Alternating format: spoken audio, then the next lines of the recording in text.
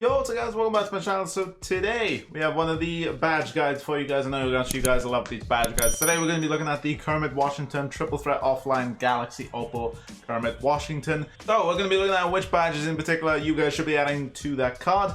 And without further ado, let's get in. Alright, to no one's surprise, I do not have Kermit Washington yet. I've played about 15 to 20 games of Triple Threat Offline. Still, not yet seen him, so a little bit unfortunate there. But without further ado, let's just get into the first badge. Let me know in the comments, guys, how many games you currently play for Kermit Washington, if you've played any at all. And let me know if you guys are planning on picking this card up if you have not played any games yet. And the first badge we have is Deadeye. So the thing with these badges now is badges are starting. Okay, I thought badges were starting. Yo, whoa. Okay, that's bad. I was about to say I thought Deadeye was looking at like 20 to 30k. But yeah, the badges are starting to come down in price now, thankfully. Ignore those 40k ones.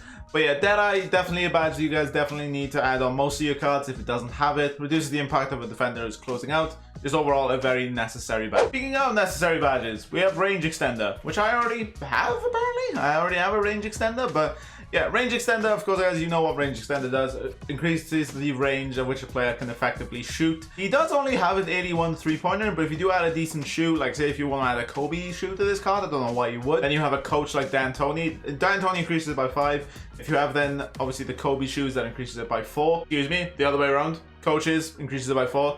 And then the Kobe shoe would increase it by 5. You can still get a 90 plus three-pointer along with the extra badges as well. You'll be fine. Just because some people look at 90 three-pointer and think that's bad, but it's really not that bad, to be honest. Up next, we have Box. Thankfully, a cheap badge. It's not that expensive of a badge. So this helps with your rebounding. So of course, if you are boxing someone out, even if you're not boxing someone out, him just holding back a player while someone else goes for the rebound, and even with his rebounding himself, he does have 84 offensive and defensive rebound. So Box obviously can keep boxing out players, improving the boxing out of players. Just overall, it's not like a necessary badge, but I think it is an effective badge to have. The next badge we have is Worm. So if he's going to get a rebound, it allows him to swim or spin around box outs a lot more easy.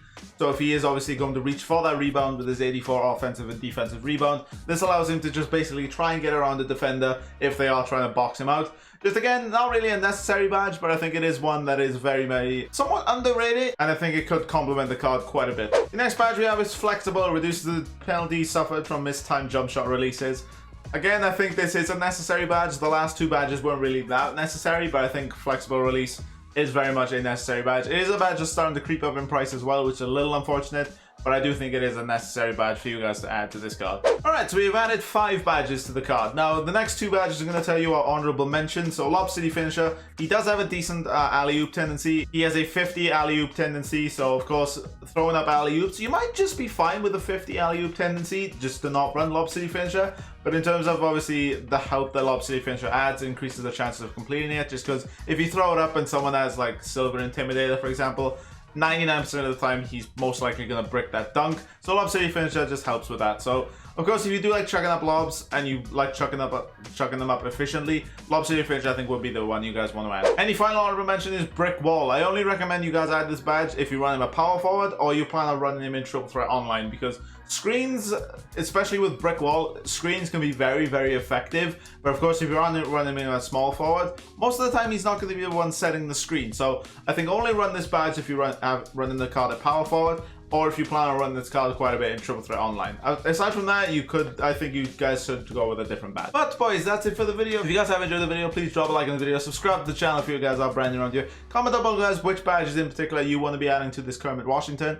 And without further ado, guys, that's it for the video. I shall see you guys all later. Take care. Peace.